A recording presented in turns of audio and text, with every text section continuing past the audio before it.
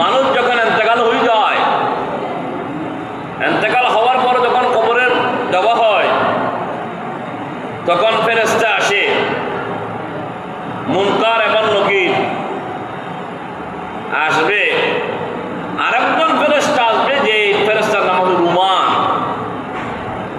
তো রুমান নামক ফেরেশতা যখন আসবে, আল্লাহর পক্ষ থেকে আপনাকে বলবে, আপনি আপনার আমলগুলো একটু লিপিবদ্ধ করে দেন। কি ভালো কাজ করেছো, কি খারাপ কাজ করেছো। তখন ওই আল্লাহর বান্দা বা বান্দেনি তখন উনি বলবে ওই ফেরেশতাকে, রুমান নামক ফেরেশতাকে, আমি তো কবরের মধ্যে কোনো কলম আনিনি, খাতা আনিনি, কোনো কালি আনিনি। তখন ফেরেশতা বলবে, আপনার কাছে কলম আছে, আপনার কাছে কালি আছে, আপনার কাছে কাগজ আছে, কিন্তু আপনি দেখতে পাচ্ছেন না।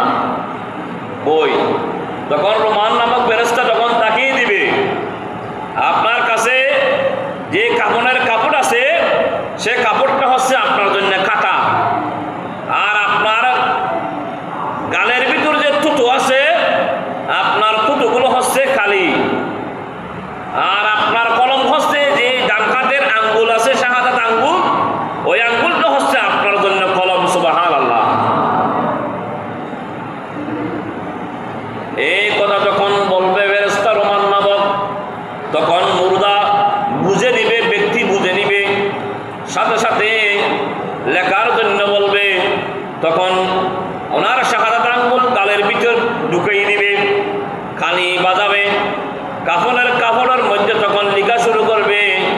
বালাগুলো লিখতে লিখতে লিখতে লিখতে লিখতে তখন শেষ প্রান্ত হবে, শেষ হবে, আবার যাবে খারাপগুলো লিপিবদ্ধ করার জন্য। তখন দমক থেকে যাবে, নিজের অপরাধ নিজে স্বীকার করতে কম চায়, তাই না? তখন অপরাধগুলো লিখতে চাইবে না, বালাগুলো লিখেছে। তখন রোমান নামক ফেরেশতা দমক দেবে, হে আল্লাহর বান্দা, তোমার অপরাধ তুমি লিখো। তখন দমক দিয়ে বলবে, সাথে সাথে তখন আবার ওনার খারাপ কাজগুলো লিখবে। লিখার পর বলবে, তুমি একটা সাইন করো। তখন সিগনেচার করবে। তখন কিভাবে সিগনেচার করব?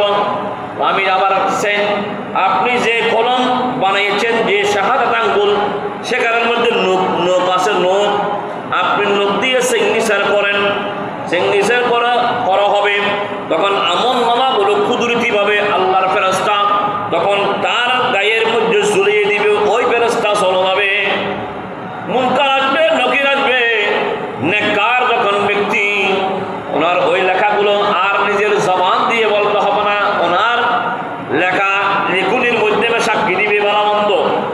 তখন মুনকার যখন আসবে, নেককার ব্যক্তি হলে মুনকারে মার রব্বুকা মা দীনুকা ওয়া মান নবিয়্যুকা, 3 প্রশ্ন করবে। 3 প্রশ্নের সওয়ালের জবাব দিতে পারবে, উত্তর দিতে পারবে।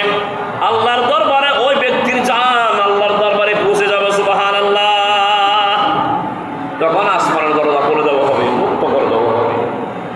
তখন রূপ জগতের মধ্যে তাকে তখন স্বাগতম জানিয়ে মুনকার, যিনি ডানের ফেরেশতা, যিনি বানাটায় নেওয়া হবে, নেককারদের জন্য মুনকার, বদকারদের জন্য কি কষ্ট করবে।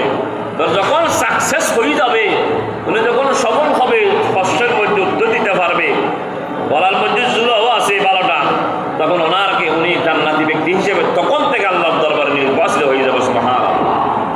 আর যখন কি হবে, বদকার হবে, খারাপ ব্যক্তি হবে, গুনাহগার ব্যক্তি হবে, তখন সেই মান রব্বুকা মা দীনুকা ওয়া মান নবিয়্যুকা, মুসলমান হিসেবে যদি দুনিয়ার জমিনের মধ্যে একিনতাকে বিশ্বাস থাকে, বলতে পারবে। কিন্তু যদি বলতে না পারে, লা আদরি বলবে, আমি কিছু জানি না, আমি কিছু জানি না, তখন ওনার রূপ আর উপরে দিকে উঠবে না।